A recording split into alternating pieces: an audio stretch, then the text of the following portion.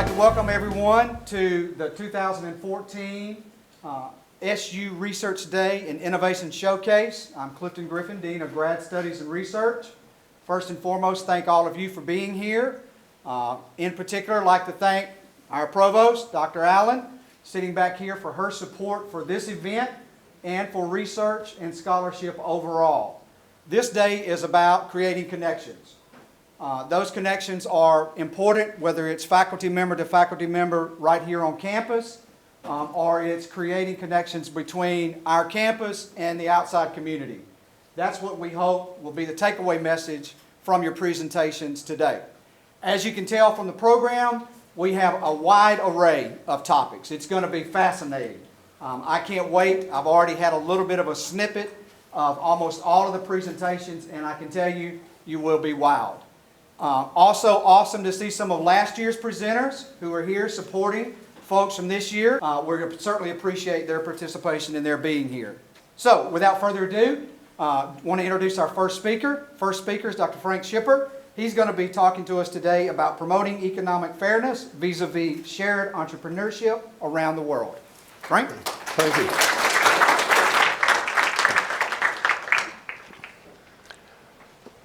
Well, you've got the topic, but let me just say before I move off the topic here, if you look around the world, internationally, nationally, locally, what you're finding is a lot of economic unfairness.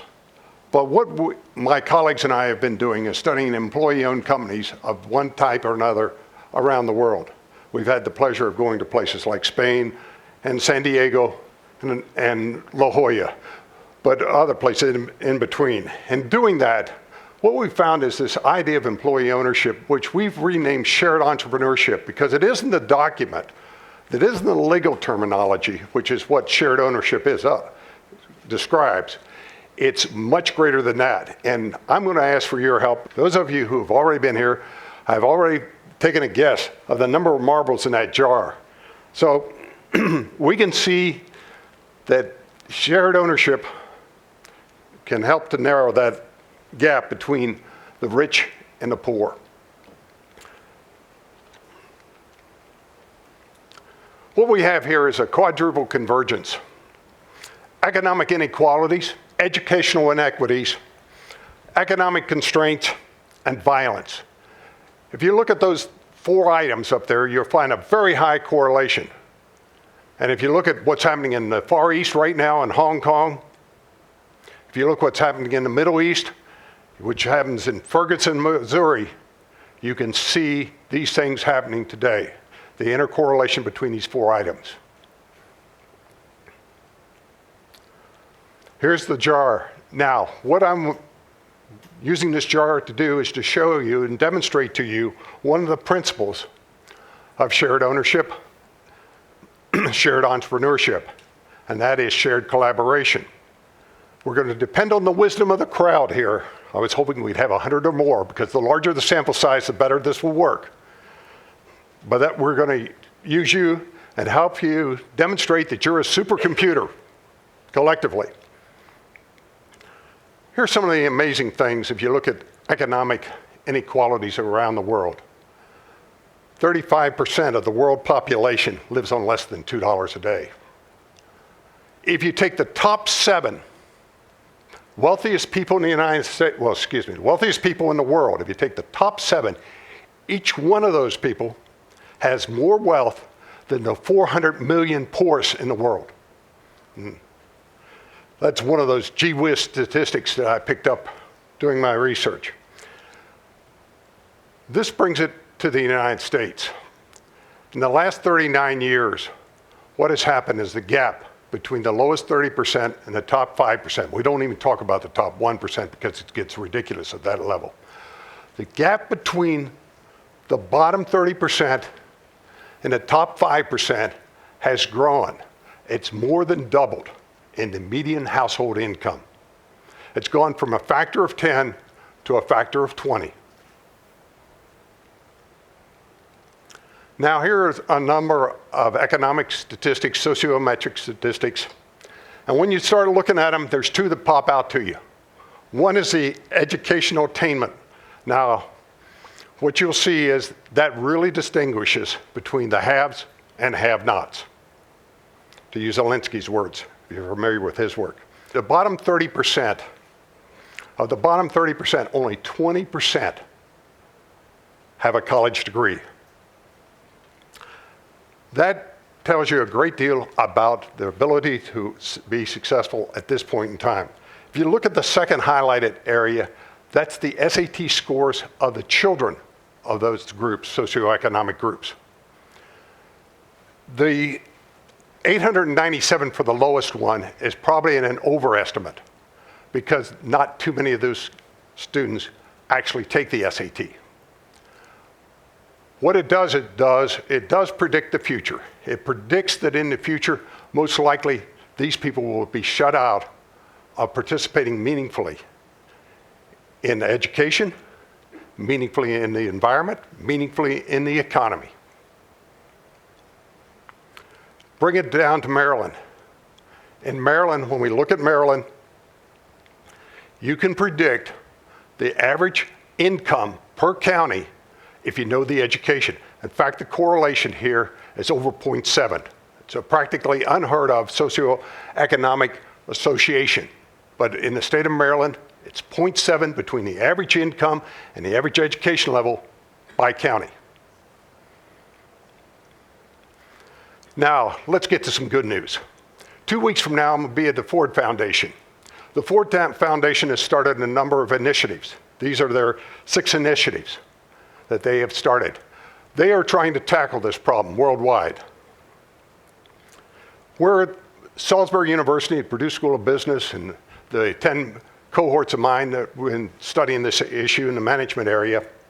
Where we come in is now number 6, and that is promoting next generation work strategies. And that's where shared entrepreneurship comes in, shared ownership comes in.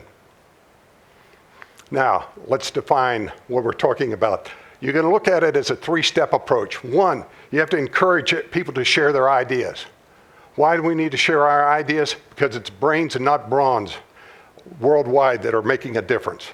Number 2, then you have to support those people with those ideas. And number 3, you have to reward them. They have to be part of the reward process, and that's where co-ops, ESOPs, and other forms of employee-owned companies come to the forefront. This is our model, and you'll see another word in there that I haven't mentioned yet, freedom. The freedom has to exist for all 3 of these things to work in harmony. If they don't work in harmony, we don't succeed. We've got to work in harmony with all 3 of these concepts. When you look at the Ford initiatives, and you look at what are the results according to the literature and according to our research, what are the results that we're getting already today, you'll see that people who belong to ESOPs and co-ops get a larger retirement nest egg than the average person. Give you one example. If you'd worked on the floor of SRC Corporation out in Springfield, Missouri, and you've been there for 25 years, which is about as long as the company has existed, you would have $400,000 in your ESOP plan. That's your retirement nest egg. There's another way of looking at this. If you take those outcomes and divide them up, you'll see that you get very positive outcomes that are profit-oriented so the business community can buy into it, and we've got to sell it to the business community. We get very positive outcomes from people. We can sell it to the unions. As you may know, United Steelworkers are working on this model at this time in conjunction with Mondragon, which is the world's largest co-op out of Spain. And fortunately, and very fortunately, we've had a chance to visit with the Mondragon people in Spain. The other thing is the planet benefits. Almost every one of these companies, one being Herman Miller Furniture Company, does things that are sustainable for the environment. And they were doing things that were sustainable for the environment well before anybody was talking about green, marketing green, and all these other issues. But they were way ahead of their time. Progressiveness leads to more progressiveness. And that's what we're finding. Now, there's 3 ways to promote economic fairness vis-a-vis shared entrepreneurship. One is through domestic growth. What you'll see up here is you see SRC, and SRC has 26 businesses they've grown from. In 25 years, they've grown 26 businesses. They've had a tremendous impact. Second one, you'll see Mondragon. They have 250 co-ops in the Basque area of Spain. Zigerman's community is in Ann Arbor, Michigan, and they have 7 businesses they've grown to. NBC Ventures is up in Baltimore, Maryland, and they've grown into 2 different businesses, and that's all happened since we've been studying them. Okay, why do these things work? First of all, we have to get away from the traditional hierarchical way of thinking, because when you expand a hierarchy, what do? You grow the top of the pyramid. When you expand a shared entrepreneur firm, it grows concentrically. You have lower overhead expenses. You have people closer to the customers, closer to the products, and closer to each other. You can really look at these shared entrepreneurship companies as extended families. W.L. Gore, which is located up in Newark, Delaware, what you find with them is they've expanded internationally. And the way they expand is by wholly owned subsidiaries in other countries. But the important thing is they take their values, they take their operating processes to wherever they move to, including China. Another company is a fair trade company. In fact, it's the largest exclusively fair trade company in the United States called Equal Exchange. It's located up in Massachusetts. They expand through an incubation process. When they go out, they set up co-ops in other parts of the world. They provide mentorship, they provide training, and they will even provide loans, because most of these people need loans in order to get started. They need to buy seed, fertilizer, and other things. Primarily, they're growing coffee, chocolate, and bananas today. Tea also, forgot that one. All right, let me show you some of the success that's happened. One place up here is Bologna, Italy. Another one is Gapuzka, that's Basque, so nobody knows if I mispronounce that word. It's also called Mondragon. If you look at these 2 regions, these are highly intense regions for cooperative movements outside the United States. And if you look at the data up there, you find that these 2 regions, one in Italy, one in Spain, and this is remarkable in Spain, have income comparable to the average per capita income in the United States, the average per capita income in the Netherlands. We have our own hotbed of ESOP companies, and it's the San Jose Valley, Silicon Valley. And what you find there is high education level, same thing you found in the other areas. You find low unemployment rates compared to the local area, and you find high earning power. You find very high earning power. The one thing I forgot to say that I want to make a big point of, wherever we've been and we've seen these things working, what we find is there's a very strong university. There's a very, very strong university. And the other thing, I wish Steve Adams was here, but Steve could tell you, Stanford was not a strong university post-World War II. Stanford University grew because of their provost. And the provost stayed there for approximately 40 years and made it into a strong university. Okay. Here's where we come into the picture. We have been writing case studies and recently a book that's been in press for a grand total of 2 months. Okay, and what we have found is there's a huge need for this type of information out there. In the last 5 years, there's over 1 million imprints of our cases. Okay, everybody goes, wow, and you should, because we get that all over. Wherever we go, We get that type of thing. The other thing is, we've found in the last 2.5 years that I've been able to track it, that there's interest in what we're doing here from 140 different countries. There's only about 173 total in the world, and we're getting interest from 140 some countries. We found that through help, that 700 universities within the United States are looking at our material, and 70% of them are the top undergraduate business schools, and 30% of them are the top graduate business schools. So that's where what we're doing. We're trying to get people to see what we call next generation workforce strategies. And I think we're being fairly successful at doing that. Now, we're ready to get to the answer. What's the mean?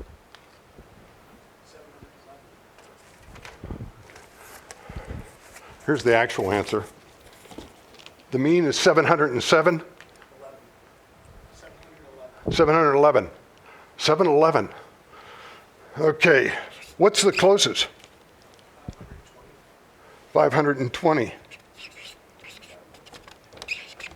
Okay, this is the danger of doing this experiment with small sample sizes. Oftentimes when I do this experiment, the person that's closest,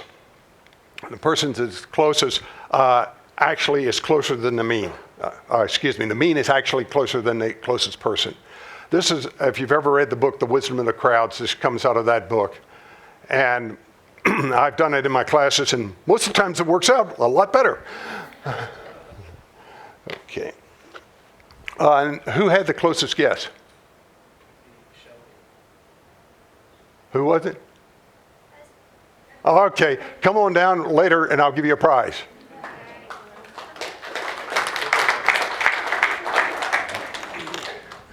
And we'll get on to the Q&A now. If you look at the symbol up there, it's hands around the world we're talking about. It's hands around the world, and we're talking about we need leadership, we need to empower people, freedom. We need profits, obviously, and we need ownership. We need to distribute ownership, but this is not a redistribution of income program. This is giving people the opportunity to meaningfully participate in the lifeblood of the economy. But you need all these ingredients to make it successful. Thank you.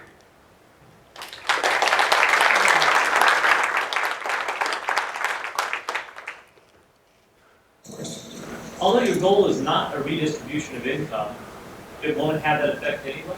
Not that I think that's a bad thing. What happens is the pie grows larger. The pie grows larger. The other thing that happens is the kind of leadership that we're talking about are people who are more servant leaders, more selfless leaders. What we find is, like interviewing Jack Stack at Springfield, Missouri, he makes it very clear, when's enough enough? And you've got to have that kind of leadership. You can't have the leaders who, as well, I've forgotten, one of the multi-billionaires said, it's a way of keeping score. Well, let's watch the Orioles game instead. This idea has been around a while. Why do you think there are more of these companies in the world? Because if you look at the management textbooks, we don't teach that in management. We did a presentation at the Academy of Management 2 years ago, this coming year, and we've surveyed management textbooks and we don't teach it. There's a fellow by the name of Gary Hamel. It's the London School of Business. And what Gary Hamel says is this. Basically what we're teaching in our textbooks is 19th century business. And we need to come up to the 21st century. So one of the countries that you put up on your map was China. And you said that I think it was the Gore. What that was taking these values and applying them in China. But how well is that going? How are they, the whole idea of freedom and entrepreneurship doesn't seem to mesh very well. Within the company, I wish I had Terry Kelly, who's the president and CEO, and happens to be female, which is sort of remarkable because it's a big engineering company, but she's a female chemical engineering, and she's president of the company. She would tell you that she had one of the Chinese managers speak up in a meeting to her saying something to her, and I won't try to repeat the exact words, and all the other Chinese managers were sort of shrinking back because they were afraid that speaking up was, maybe we talk about it, but we really don't do it. And Terry said, he tells the story over and over because that's exactly what they want to have happen, and they are having it happen within their company. We've got to start small. This is a grassroots movement to a large extent. It's very much a grassroots movement. And then if we can make some difference in some places in China, so much the better. I got one more question, or All right. we got Just to give people an idea, you can give some idea of how many companies in the U.S. are known to follow. Yeah, about 10% of our economy, I think it's about 8,000 companies. It's 6,000 to 8,000 companies. Don't quote me exactly on that figure. That's why I'm giving you a range.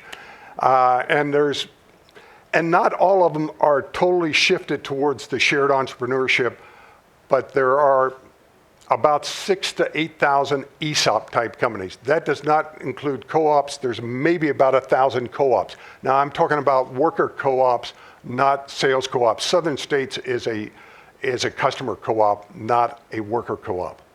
There's a difference.